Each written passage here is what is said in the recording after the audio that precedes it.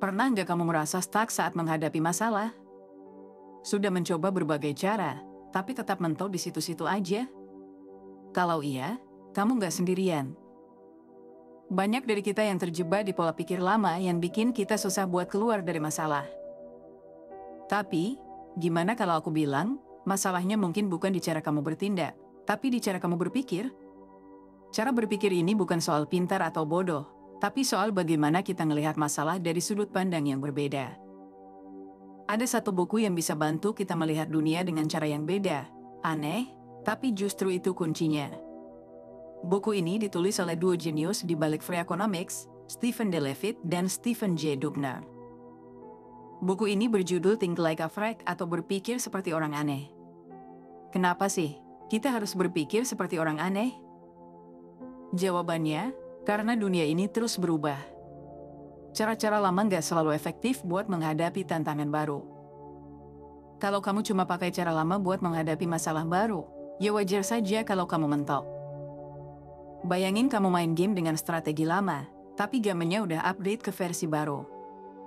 Apakah kamu bisa menang? Mungkin bisa, tapi susah. Berpikir aneh itu mirip kayak nge-update strategi main game kamu, tapi buat hidup nyata. Di video ini, aku akan ngajak kamu memahami inti dari buku Think Like a Freak atau Berpikir Seperti Orang Aneh secara sederhana, tanpa ribet. Kita nggak cuma akan bahas isi bukunya, tapi juga gimana cara menerapkannya dalam kehidupan sehari-hari. Kita akan belajar gimana caranya berpikir beda, gimana menghadapi masalah dengan sudut pandang orang aneh, dan yang paling penting, gimana cara berpikir ini bisa bikin kamu lebih kreatif, lebih inovatif, dan lebih siap menghadapi hidup, kerja, bahkan cinta. Kalau kamu pernah dengar istilah berpikir out of the box, konsepnya mirip, tapi bukan sekadar keluar dari kotak. Berpikir aneh itu lebih dari itu. Ini soal gimana kita berani mempertanyakan hal-hal yang orang lain anggap normal. Misalnya, kenapa kita harus kerja 9-5 jam setiap hari? Kenapa kita harus sekolah dengan cara yang sama dari generasi ke generasi? Kenapa harus ikut aturan yang gak masuk akal? Orang yang berani bertanya ini, biasanya justru yang menemukan ide-ide brilian. Buat kamu yang mungkin sekarang lagi ngerasa stuck, bingung mau ngapain, atau ngerasa semua cara udah dicoba tapi nggak berhasil, video ini bisa jadi titik balik buat kamu. Aku nggak janji ini akan langsung mengubah hidupmu, tapi aku yakin ini akan mengubah caramu melihat dunia. Karena, kadang-kadang, yang kita butuhkan bukan solusi baru, tapi cara berpikir yang baru. Dan buku ini akan ngajarin kita gimana caranya.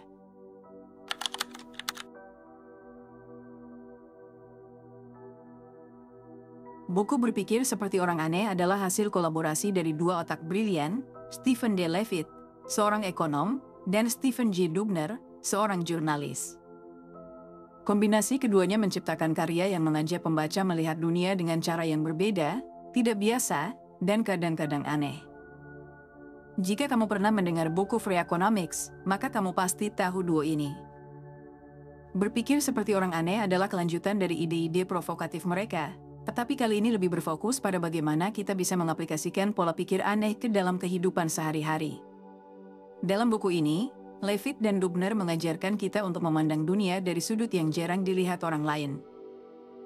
Mereka menantang pembaca untuk tidak sekadar berpikir out of the box, tetapi justru melampaui kotak itu. Kalau out of the box hanya mengajak kita keluar dari pola pikir umum, maka berpikir aneh mendorong kita mempertanyakan keberadaan kotak itu sendiri.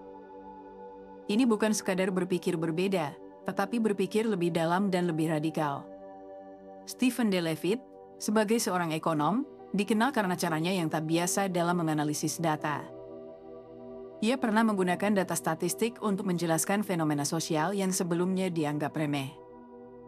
Sementara itu, Stephen J. Dubner, dengan latar belakangnya sebagai jurnalis dan storyteller, mampu mengemas ide-ide kompleks dari Levitt menjadi cerita yang mudah dipahami dan penuh humor.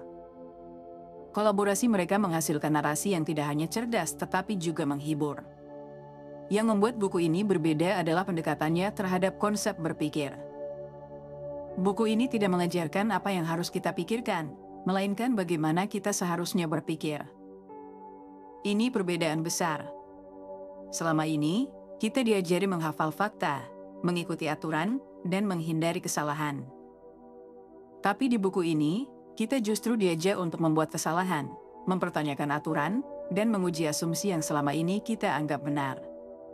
Salah satu kekuatan utama dari buku ini adalah kisah-kisah nyata yang disampaikan dengan gaya bercerita yang ringan tapi menggugah.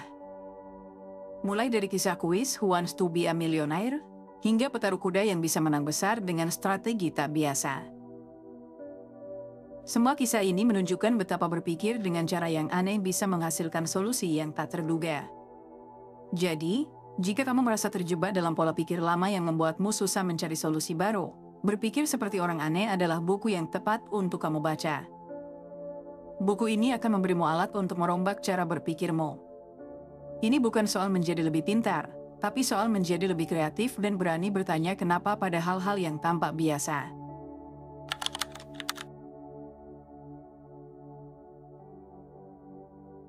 Buku Berpikir Seperti Orang Aneh mengajak kita untuk melepaskan diri dari pola pikir konvensional dan membuka diri terhadap cara berpikir yang lebih kreatif dan inovatif. Konsep intinya adalah mendorong kita untuk menjadi aneh dalam arti yang positif, yaitu berani bertanya, menantang asumsi, dan mencari sudut pandang yang berbeda.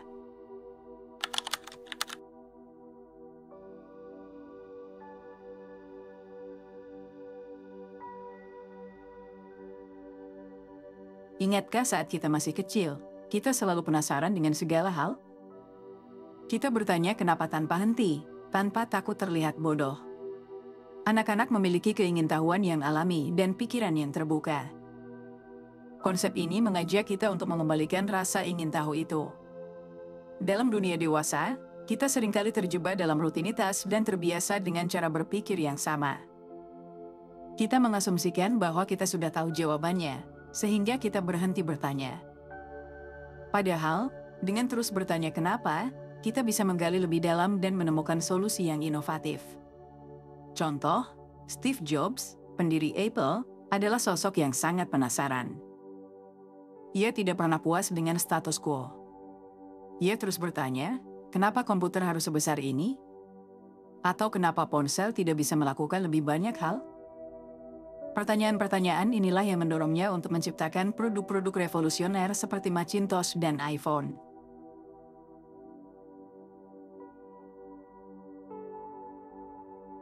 Mengakui bahwa kita tidak tahu adalah tanda kerendahan hati dan kecerdasan. Ini memungkinkan kita untuk membuka diri terhadap informasi baru dan perspektif yang berbeda. Namun, banyak orang merasa takut untuk mengakui ketidaktahuan karena khawatir dianggap bodoh.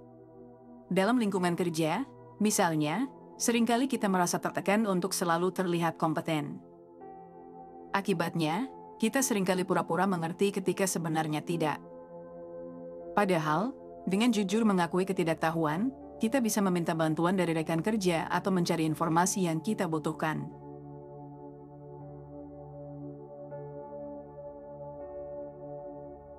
Pertanyaan yang kita ajukan menentukan jawaban yang kita dapatkan. Jika kita selalu mengajukan pertanyaan yang sama, kita akan selalu mendapatkan jawaban yang sama. Untuk menemukan solusi yang inovatif, kita perlu mengajukan pertanyaan yang menantang asumsi dan membuka kemungkinan baru.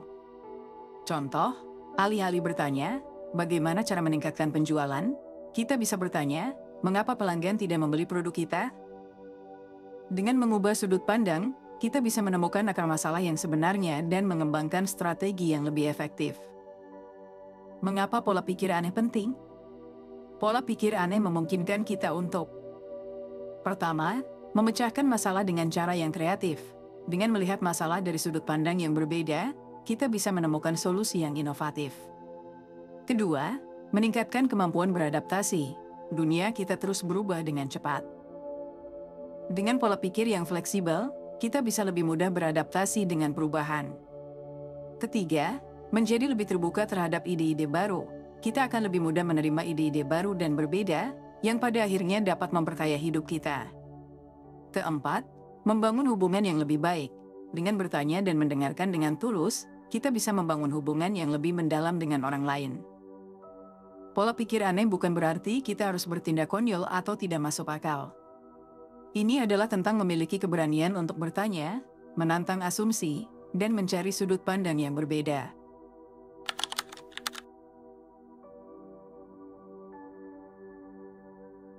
Pernahkah kamu menonton kuis Who Wants to be a Millionaire? Kita sering melihat para kontestan kebingungan saat memilih bantuan. Di antara 3 pilihan, yaitu telepon teman, tanya penonton, atau 50-50, manakah yang paling efektif? Tahukah kamu, secara mengejutkan, pilihan untuk bertanya pada penonton seringkali memberikan jawaban yang lebih akurat?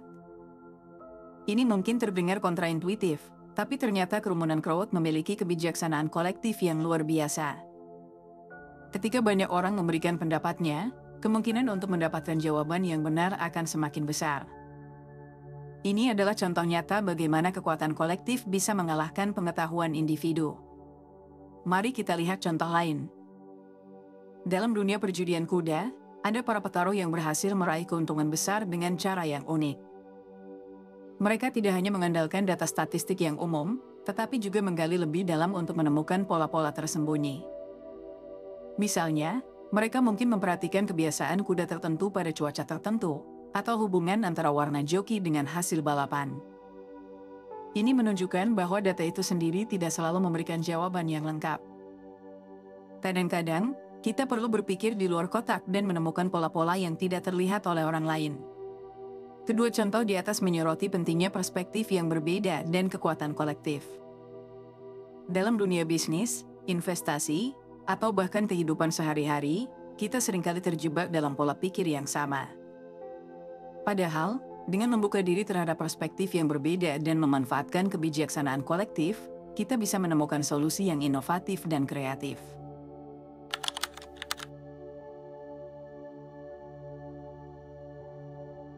Seringkali, kita terjebak dalam pola pikir bahwa setiap masalah harus diselesaikan, setiap konflik harus dimenangkan, dan setiap pertempuran harus dihadapi. Padahal, kenyataannya, tidak semua pertempuran layak diperjuangkan. Ini bukan soal menyerah atau menghindar, melainkan soal memilih dengan bijak mana yang benar-benar penting untuk diperjuangkan dan mana yang lebih baik dilepaskan. Bayangkan energi dan waktu yang kamu habiskan untuk hal-hal sepele.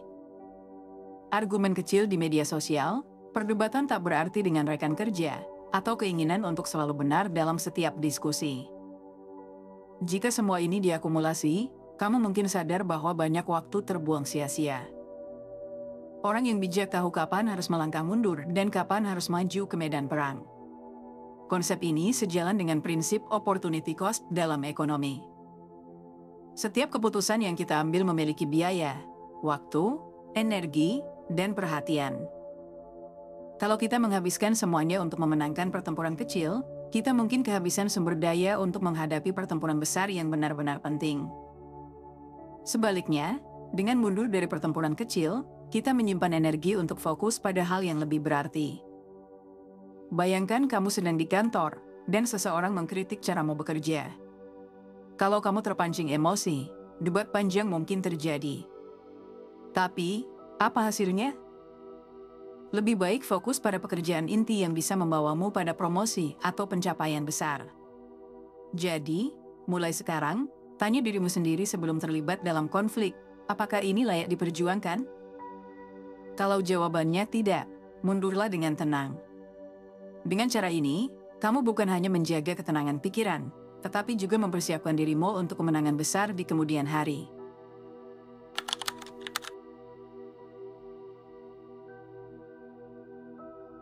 Pernahkah kamu merasa terjebak dalam rutinitas yang membosankan?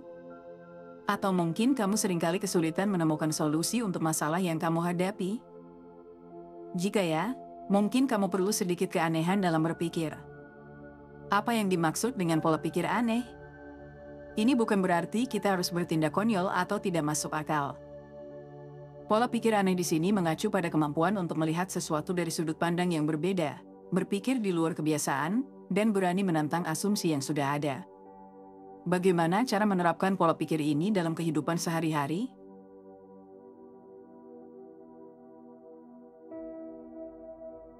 Kembali menjadi anak-anak. Ingatkah saat kita masih kecil, kita selalu penasaran dengan segala sesuatu? Kita bertanya kenapa untuk hampir semua hal. Nah, coba ingat kembali rasa ingin tahu itu. Ketika menghadapi masalah, jangan langsung mencari solusi yang sudah ada. Tanyakan pada diri sendiri, kenapa masalah ini terjadi? Dengan bertanya kenapa, kita akan menggali lebih dalam akar permasalahan dan menemukan solusi yang lebih kreatif.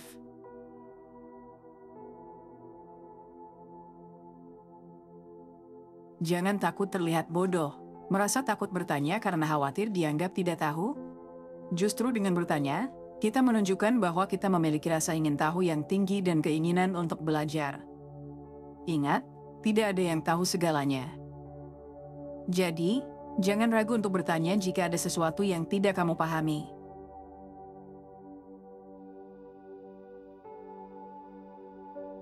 Cari sudut pandang yang berbeda. Cobalah untuk melihat suatu masalah dari berbagai perspektif. Jika biasanya kamu melihat masalah dari sudut pandangmu sendiri, cobalah untuk melihatnya dari sudut pandang orang lain. Atau, bayangkan jika masalah itu terjadi pada orang yang kamu sayangi, bagaimana kamu akan menghadapinya?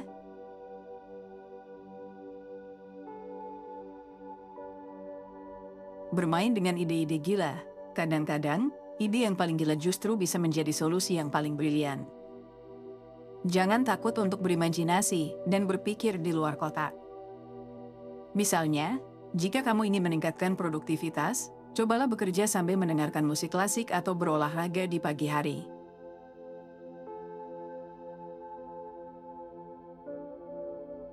Eksperimen, jangan takut untuk mencoba hal-hal baru.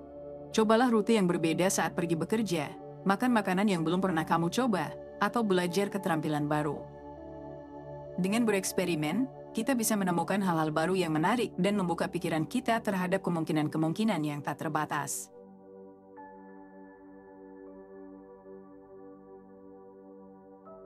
Berkolaborasi dengan orang lain, berdiskusi dengan orang yang memiliki latar belakang berbeda dapat memberikan perspektif baru. Mereka mungkin memiliki ide-ide yang tidak pernah terpikirkan olehmu. Jadi, mulai sekarang, cobalah untuk lebih terbuka terhadap ide-ide baru dan jangan takut untuk berpikir di luar kotak. Dengan begitu, kamu akan menemukan bahwa hidup ini jauh lebih menarik dan penuh kejutan.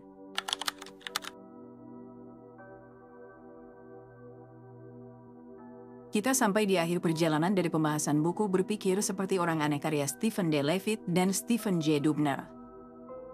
Dari awal, kita udah belajar bahwa cara berpikir yang aneh bukan berarti konyol atau nggak masuk akal, tapi justru keberanian untuk mempertanyakan hal-hal yang dianggap normal. Jadi, apa yang bisa kita ambil dari semua ini? Sederhana, kalau kamu mau hidup yang berbeda, maka cara berpikirmu juga harus berbeda. Terlalu banyak orang terjebak dalam pola pikir ini, cara yang selalu dilakukan tanpa sadar bahwa cara itu mungkin sudah ketinggalan zaman. Tapi, dengan berpikir seperti orang aneh, kamu bisa menemukan peluang di tempat-tempat yang gak pernah kamu duga. Dan itu hal yang bagus. Karena, seperti kata Levitt dan Dubner, kalau kamu terus berpikir seperti orang kebanyakan, kamu akan mendapatkan hasil yang sama seperti kebanyakan orang.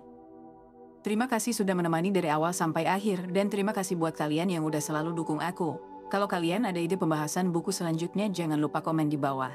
Lalu like dan subscribe untuk lebih banyak pembahasan buku yang bisa merubah cara pandangmu terhadap dunia.